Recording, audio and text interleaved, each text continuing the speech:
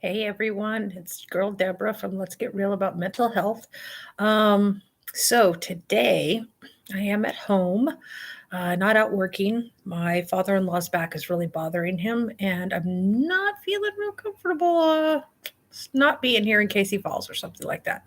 So, what I want to talk about is when we have our victories. Like I had, y'all know I've been struggling for the last few weeks. It's been a rough little bit of time, obviously, by the variation of when my streams go up and everything like that. But so I've been struggling, and I had a big victory. What I felt was a big victory for myself on yesterday. Day before yesterday, sorry.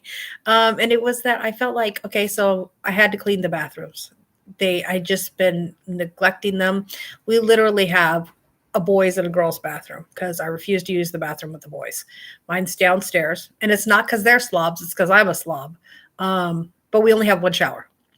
So, and we have, of course, a slip pad because I don't want my father-in-law or myself to fall. That would be bad. So I had to pull up a slip pad, and oh, good God, it's so disgusting. If you have one of those bath mats or slip pads, you got to clean it regular. Otherwise, it gets disgusting underneath there. So, I did all that, pulled it, had to spray the scrubbing bubbles on it, let it sit, and do all that. Now, for those of you that don't know, I have a really bad back. So for me to actually clean the tub is work. I have to take it in like stages. I can't just do it one time because my back just won't handle it. So I did that. It took me like 45 minutes to get the bathtub clean, but it is goddamn clean. Okay. Then I did the mirror, the toilet, I cleaned the floor. I did everything in the upstairs bathroom. So I come down to clean my bathroom, and and it's a small, it's one of those half baths. I can only clean half of it, and my back is just screaming at me. So I've got to go sit down, put some ice on it, put some heat on it, try to get through it. Um, so that was a big victory for me. And I was like, yay, I got it done. Awesome. So my husband comes down to go to work. And this is what I wanted to talk about, is managing how we react to people not really thinking our victories are victories, or not as big a deal as we think they are. So yeah, I got that done. My husband gets up, he's getting ready to go to work, and I'm like, hey, so I cleaned the bathroom. Did you notice? What do you think? He's like, it looks so good in there. Thank you so much for doing that. So I felt like validated, and that was awesome. He goes, then he walks into my bathroom. He goes, what happened in here? I can only get about half of it done. He's like, well, it's looking really good. Keep up the good work. This was not always the case.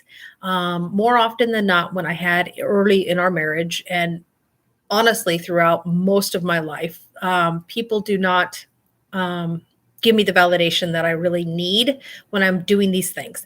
Like I would clean the bathroom when we were first married, and he's like, yeah, okay, you cleaned the bathroom. To me, that was a victory because I was struggling that day. To him, it was like something you just do every day. You don't have to, you don't look for extra victories or what have you, compliments on housework and stuff like that. And I had to really explain it to him, is that it's not a compliment, it's a validation. And there's a big difference between the two. Those of you who look for validation through, everyday things like I do, it's a big deal. Validation is a big deal. Compliment is, not the same thing to me anyway. Compliments, let's just do something superficial. But this, to me, something as little as a chore is, no, that light was bothering me, but I thought I'd take my glasses off, and I don't like the way I look with them on. So with them off, I mean. So for me, it was really like, you have to teach, you can't expect people to give you what you need if you do not reach out and say, hey, this is something that I need. And that's a big deal, you guys, a big deal, because when we are talking about mental health issues, you have to be open and honest with your loved ones so that you can get what you need from them, so they can support you in any way that they can. If I make a list, and you guys all know how I feel about lists, I hate them, or I write something on the calendar, my husband will make a point. Oh, did you do this today? And, for example, I had to go grocery shopping. And I had it on the calendar, grocery shopping. He's like, hey, did you go grocery shopping today? I'm like, yeah, I did. He's like, oh man, thanks. That's great. So you have to really teach someone how to be your support system. And let me tell you, it's not easy. Some people will respond like, well, you're just trying to tell me how I should react. There's validation in that thought process, okay? We cannot control their emotions. We cannot control their words. All we can do is say, hey, this is what I need to feel validated and to help me deal with my mental health, okay? And I feel like if you tell somebody this is what I need for to help me, for you to help me with my mental health, I feel like they are going to be more open to it. Now, that's not always the case. Some people still don't believe that mental health issues are a real thing. As you can tell in my response video to the person who wrote in and said, hey, mental health is not a thing. Okay, we all know he's full of crap, but that's how some people think. And we really have to be our own advocates. And I think that's the main thing that I wanted to talk about today was being your own advocate, not sitting back and saying, okay, the world is really rough on me today. Okay, what do you need to do for yourself and be your own advocate? When you're having a really bad day and it's, everything you can do to get out of bed, and you get out of bed and you get dressed. We've discussed that. That's your victory for the day, and that's awesome. But you need to be your own advocate. So can you, or I shouldn't say can, I should say you probably should reach out to somebody like a roommate, a husband, a child, a grown child, whatever it is. Hey, today's a bad day. And I got out of bed and I got dressed and I'm just kind of at a loss or what have you. Let them know where you're at so that when they come home, they will know, hey, she's having a rough day or he's having a rough day. Let me cater a little bit to her. Let me look at the stuff she has told me she needs or he needs, and let me be that for her or him. And I think it's so important that we advocate for ourselves. Our therapists, you want us to talk and really get open and raw about the things that have happened or are still happening to ourselves. We need to be able to say, hey, I'm not ready. Okay, I'm just not ready. Let's slow this down. You don't have to be, for lack of a better way to put this, balls to the walls about getting your therapy, advancing, doing everything. I've been going to therapy for years, y'all. And I think every person would benefit from therapy, not just people with mental health issues. Everyone would benefit from some therapy. I have been going for years. I found a female therapist, which was really important for me. I had to advocate for myself there to have a female therapist. And, we talk about stuff, and some days we don't talk about hardly anything. Other days we talk about some really deep stuff, and it kind of messes with me. But when I say, you know what, I can't do anymore, I really need to stop talking about that. She has no problem with backing it up. Let's go to something that makes where Deborah can be in a more comfortable space. Same thing with your doctors, y'all. You gotta be your own advocate. Okay, do your research. When you find a medication that works, tell them this really worked for me. When you find something that makes you happy, makes you feel better, but yet you're not quite, there's something more there that you could achieve, tell them that. Do your research on your medications. If you don't want to be at the risk for weight gain, then don't take a medicine. The number one side effect is weight gain. Okay. Be your own advocate. This is what I had to do. Now I have a long, complicated medical history, but I have pretty severe allergies as well. So when I was advocating for, I'm like, I need something for my anxiety. I cannot handle this anymore. So I sat down with my doctor and we talked about it and talked about everything that was relevant in my medical history. And she's let's try Atarax because that's given for itching, and it helps manage my allergies as well. It helps combat some of the symptoms from my allergies as well. So it works. It works because it makes me sleepy. That's awesome because I also have insomnia.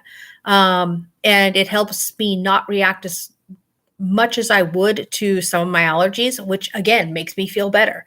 So that's how I advocate for my my mental health issues. I really sit down with my doctor. I found a doctor I love, again, a female doctor. I absolutely love her. It's terrible that it takes so long to get into her, but she does phone visits and video visits. And once she knows you, she's like, okay, I'm really comfortable with this person. I know what they can do. So you have to advocate for yourself. You have to be the one that says, hey, I deserve better and I need better. Now, excuse me. Sorry about that. Now, if you are under 18, you have got to be open and honest with your parents. And I hope if your parents aren't on board with saying, okay, yes, this is a real thing or whatever, we need to help our child, which I don't believe parents of this generation are like that. I believe that parents of my parents' generation, they didn't know anything about depression, anxiety, all that stuff. They had to learn while we were going through our stuff. So I think it was just a little bit of there's a learning curve there for them. But if you don't have your parent support, find someone, an aunt, an uncle, a coach, a religious leader, whatever you feel comfortable with. You have to find somebody that you can talk to, and then will come help you advocate for yourself. And some of us adults need that as well.